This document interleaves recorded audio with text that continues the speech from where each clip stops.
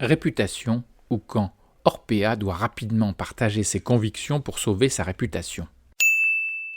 La réputation d'une entreprise est une arme à double tranchant. Une bonne réputation donne un avantage inestimable, mais la perdre peut lui être fatale. D'ailleurs, la volatilité des réputations pourrait être supérieure à celle du marché des actions.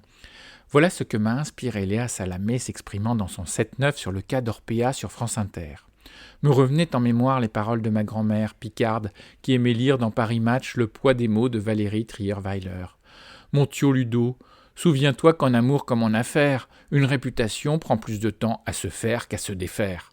Pour décoder ce sujet, je contactais Aurore, cette amie fan de sensations au travail et de revival des managers vinyles. Inspirante comme le son d'un cœur qui bat la chamade, elle confirme mon intuition. Toute entreprise désire que sa marque rayonne. Être compétitive ne lui suffit plus. Elle doit aussi être attractive. Quand sa réputation attire clients, talents, fonds d'investissement, elle est en position de force. Elle pose ses conditions sans même les négocier. C'est à prendre ou à laisser, et vous êtes juste libre de partir ou de rester. Dans ce monde sans pitié, les entreprises soignent leur popularité. Attention au sens américain, populaire, et non marxien, classe populaire du terme. Elles dépensent sans compter pour attirer. Les plus doués réussissent à mettre des étoiles dans les yeux de leurs candidats, qui, tels des prétendants, rêvent de s'associer à leur destinée. Ainsi en allait-il d'Orpea, numéro 2 du marché français des EHPAD et 5e sur 113 du classement de Sustain Analytics en ESG, quand elle occupait précisément cette position favorable il n'y a pas si longtemps. À l'autre bout du spectre, des entreprises perdent leur réputation. À cause de fautes professionnelles ne concernant qu'un seul de ses bureaux, Arthur Andersen mourut en quelques semaines. D'un seul coup, ce numéro 1 de l'audit devint le moins que rien du secteur. Ses fautes, même avouées, ne lui furent jamais pardonnées. Il disparut du marché. Quant à Orpea, membre des indices SBF 120, Stock 600 Europe, MSCI Small Cap Europe et CAC Mid 60, l'entreprise chuta en bourse dès que son amoralité fut révélée. Le plus grave, me dit Aurore, qui avait hésité à choisir Orpea pour sa mère, car bien classée, cette place dans le top 21 dans l'enquête des Échos fin 2021, ce n'est pas tellement qu'il cherche à réduire les coûts et à marger sur les fournisseurs. Surpris, je réponds vraiment, Aurore, mais enfin, on parle d'êtres humains. Telle une femme d'airain, elle poursuivit en me regardant franchement. Ludovic, qui rime avec Angélique, il faut que tu comprennes que toutes les entreprises ne sont pas sentimentales, c'est-à-dire qui font du profit et du bien aux humains qui leur sont liés.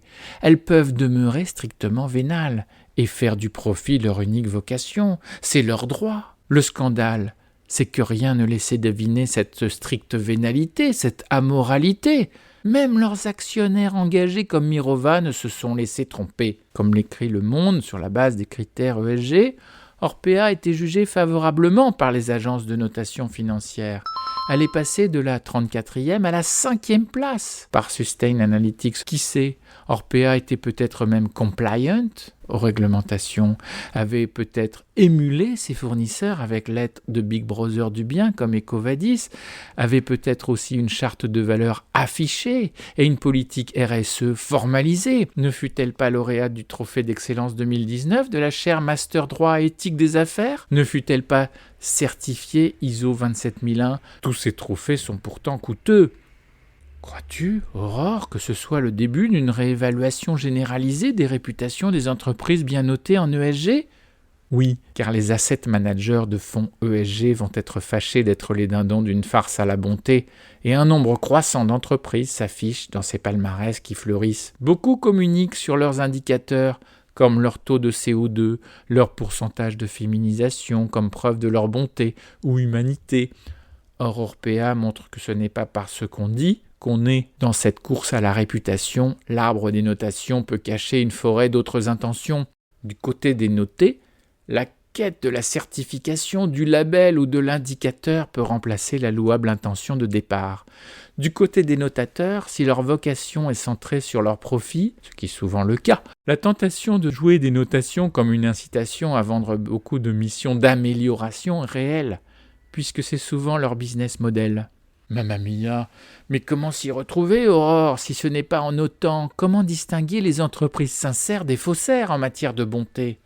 Heureusement qu'ils ne sont pas soupçonnés de cruauté animale, comme Kurt Zouma, ce talentueux défenseur des Bleus redouté par les attaquants du monde entier, qui a perdu sa place en équipe de France au moment où son frère publiait une vidéo où on le voyait brutaliser son chat.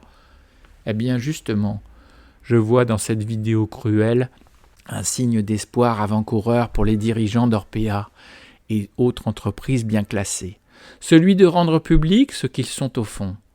Je crois qu'il est temps pour sauver leur réputation et le sort de leurs 70 000 salariés, qu'ils soient sincères sur leurs convictions.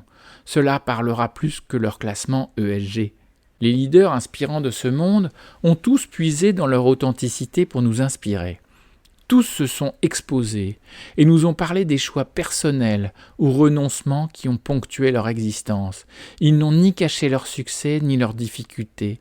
Et certains, comme Emmanuel Faber, nous ont même partagé un coin de leur jardin secret à HEC ou dans cet article du Monde pour nous motiver. Derrière les patrons des groupes cotés, j'ai envie de connaître leurs choix d'hommes et de femmes.